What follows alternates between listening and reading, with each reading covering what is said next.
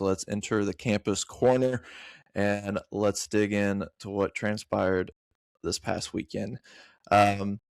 Big time craziness in the ACC. Duke taking that one, officially allowing not the Virginia nor Duke to be in the college football playoff at the end of this, but we'll get to the rankings shortly. SEC championship game, Georgia routed Alabama in that one. And that didn't mean anything. Apparently it didn't. No reason to talk about it. No reason to talk about it. The result meant nothing. Nope. But Big 12 championship, Texas Tech, as we assumed, pulled away from BYU in that game, solidifying BYU to not be in the college football playoff. So apparently that meant something, right? Yeah, exact same result from a few weeks ago between those two teams. So yeah, pretty clear who was a better team between Texas Tech and BYU. And then finally we had the primetime spot, Big Ten championship, number 1 versus number 2, Ohio State and Indiana. I'll let you react to what you saw in a 13-10 IU win. I'll follow up because it was a crushing defeat, but oddly enough, it didn't feel as bad as last year against Michigan. Didn't feel like it meant as much, and there's not as many people calling for Ryan Day's job this time around. IU's legit. So what do you think of that game? I said IU would win last week, and I said the score would be 14-10. So that was right probably my best.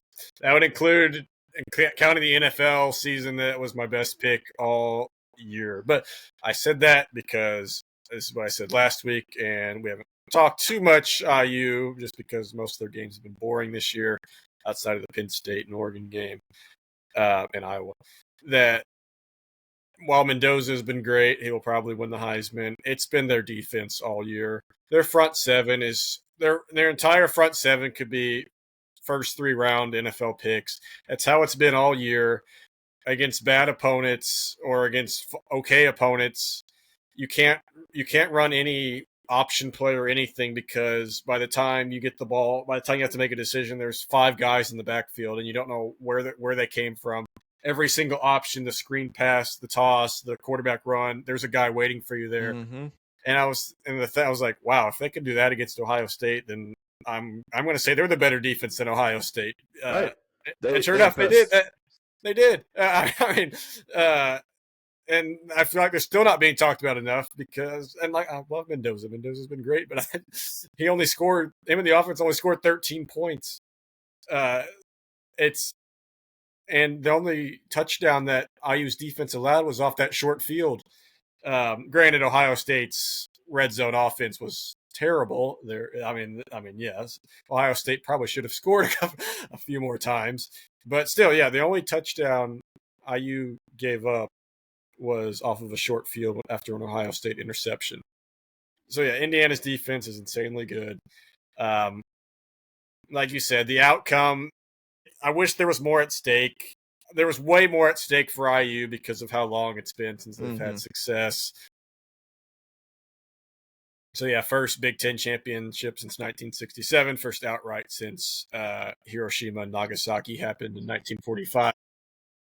So, it's been, what a way to cap off a magical regular season. This is a regular season game. Come on. I mean, yeah, it was not a play-in game. We both knew they were going to be in the tournament.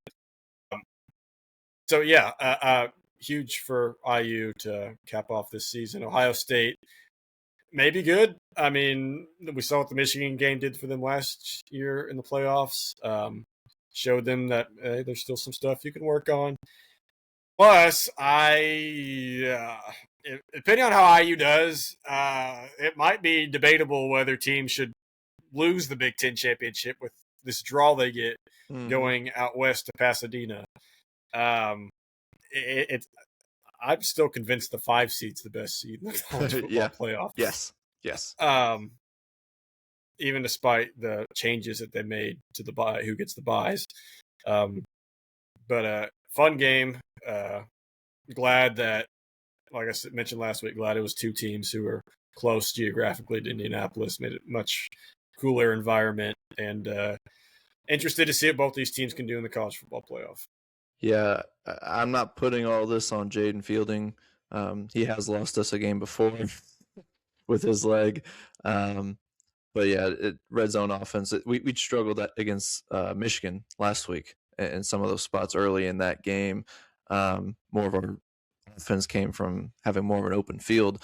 But yeah, the IU defense was incredible. I hadn't seen much of them this season because they just weren't in big games outside of that Oregon spot. And you don't see highlights. You don't see highlights of Right. that. You see Mendoza's highlights to when he throws to Puka Nakua. I mean, Charlie Becker. And like when Omar Cooper went down, I was like, "Who cares? They're going to pull some guy. They're going to pull some guy off the bench who's going to be just as good." I mean, yeah, and I think that was a difference maker too. Is that they just hit a couple more big plays than we did that really flipped field position. Yeah, just an impressive performance, an impressive season from a team that, I mean, they've been brought out of obscurity by Kurt Cignetti and what he's been able to do for this IU football program. So very impressed to see what he did, see what they did getting the number 1 seed in the playoff. But yes, I do think this is good for Ohio State. I hate it, but again, it's not like the Michigan loss, and I think losing this one is okay. And I think we needed to lose, especially with a young QB. I think whenever we've lost games like this, we've responded by fixing exactly what needed to be fixed. And I think that's going to be interesting to see if this becomes a rematch for the championship, 1 against 2. I could definitely see that happening with the way these defenses play. Similar to what I said about Purdue, Iowa State, basketball-wise, I feel like if these two teams played each other 10 times, it would be an even split, 5-5. Yeah. So because I feel like even Indiana left, like both Indiana and Ohio State left points on the board multiple times. Like I don't think either team played their A game. So no. So the college football playoff bracket is set, and I did want to go over something that was we knew pretty much what the seeds were going to look until we get towards the end of it. We knew that there were now going to be 2 G5 teams with Tulane and James Madison getting in there after Duke took the ACC championship. So we have our byes with Indiana, Ohio State, Georgia, and Texas Tech. And we've got some really good matchups between Alabama and Oklahoma getting in. But the big news here is Miami getting in over Notre Dame. The big story, everyone's going nuts. There's an argument for and against Notre Dame being in when comparing them to Miami. And I'm kind of actually glad and surprised they went with Miami. So the college football playoff rankings, to me, should only be released in the final week because the committee sets a precedent with their weekly rankings. And the way they did it this season led coaches and teams on and fans on as to what the final rankings were going to be. And I think this whole season they've been walking a fine line where they don't know if they want to vote in the best 12 teams or the most deserving 12 teams. There's a very clear difference when you pick the teams for this. All the best to JMU and Tulane, but this system is broken. Having 2 G5 teams in this playoff bracket makes it exponentially worse for the games, especially that first weekend.